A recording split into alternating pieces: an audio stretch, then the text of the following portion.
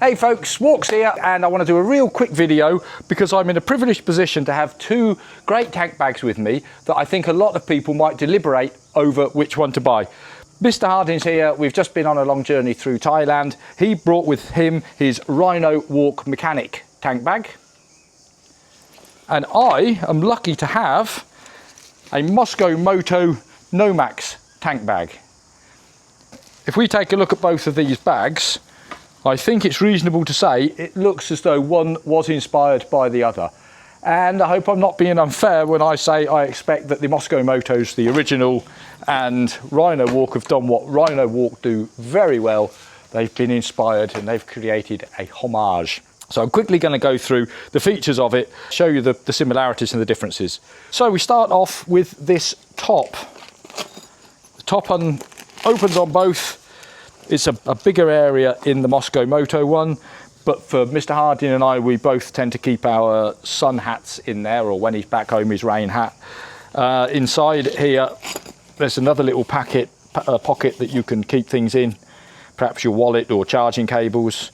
This one's got the same, but much bigger, with an extra pocket in there, and a little hole here that I assume is designed for a charging cable to come out through. There's also some little pockets here where you can keep your knife, your pen, anything like that. Going down to the top section, Harding's got his bottle opener, of course, the old soak. Top section, and they've both got a zip up storage pocket here. The Mosko Moto's actually got two zip up storage pockets. Still similar. And inside top section, they've both got mesh storage pockets. The Mosko Moto has got more little pockets to keep your sun cream in there. There's these little things. I've got a tyre pressure gauge and a pen there. This is lined, soft lined, to put your sunglasses or your spectacles in. Again, both similar. The Mosko Moto is a bit bigger, and I would say there's little doubt that the Mosko Moto, as I'm opening everything, feels to be of a higher quality, which it should be given the price difference. What I've not mentioned yet is in the UK, the Rhinowalk is £95, the Mosko Moto is £365. So keep that in mind when I say the Mosko Moto feels to be of a bit better quality. We're going now into the main compartment. Mosko Moto's got the orange lining, which is quite nice, a bit brighter. As soon as I open the main compartment, immediately it's obvious that the Mosko Moto is bigger. I don't think the camera will get it.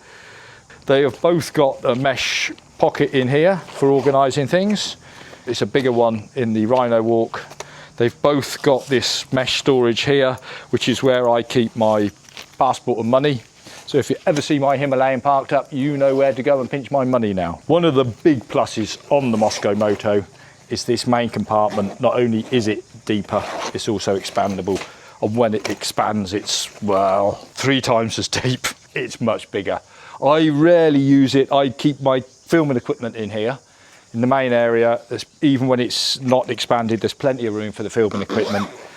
Only time I've ever really used it is at the end of the day, if you want to grab some beers to take to the hotel. That's when I expand it. Moving on, at the bottom, both bags have got a zip, and inside both bags there is a water bladder. Mosko Moto is 2 litres, Rhinowalk 1.5 litres. With motorcycling, we're not cycling, 1.5 litres of water is plenty. So that's I don't think is a big advantage. You've got 2 litres in the Mosko Moto. It's interesting that this is just a plain lining in the Mosko Moto. In the Rhinowalk, it's an insulated reflective lining. Mr. Harding said it keeps his water very cold most of the day, and he does like cold water when we're riding in the tropics. Having said that, this keeps it reasonably cold. I think because it's on the fuel tank, that keeps it reasonably cold. In here, I have another pocket, and usually, or when you buy this, there are backpack straps that clip onto this. They are of the quality that you would expect on a reasonable lightweight walking day bag. I don't have them on here because I never use them. I don't go walking with this on my back, and when I take it off to go into the hotel room, the 2 straps that hold the bag onto the motorbike behind the fuel tank, male, female connectors, clip together, over your shoulder, off you go. Mr. Harding's has got backpack straps. They're not removable. So if he makes the decision he doesn't want them, the only reason really to not have them is the space they take up, he's got to cut them off, so it's permanent. So I understand why he has not cut them off.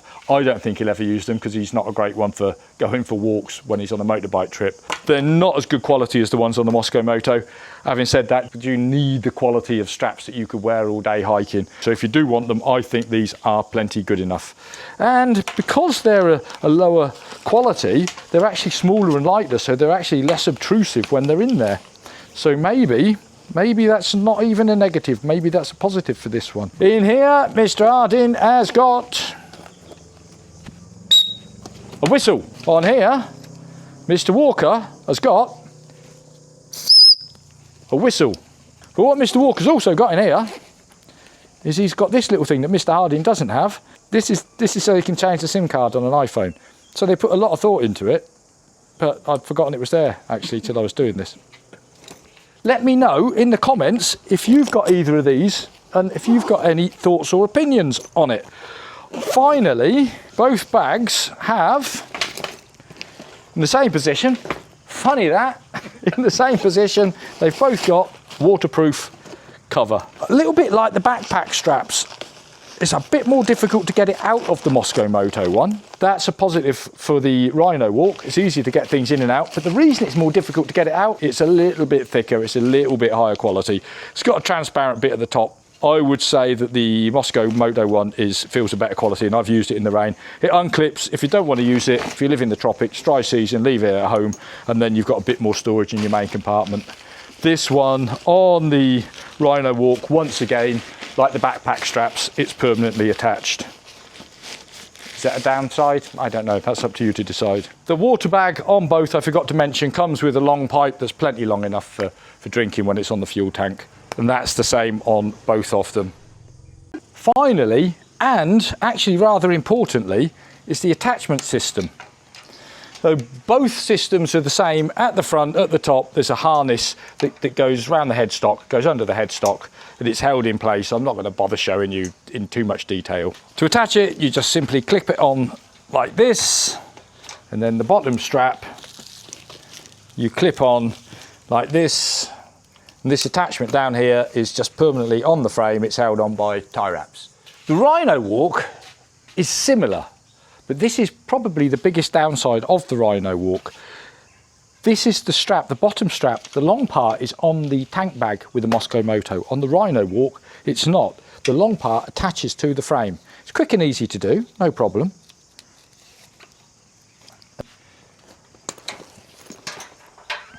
And then it attaches to the tank bag. And of course the tank bag is held on at the front in the same manner as the Mosko Moto. Now here's one of the big downsides.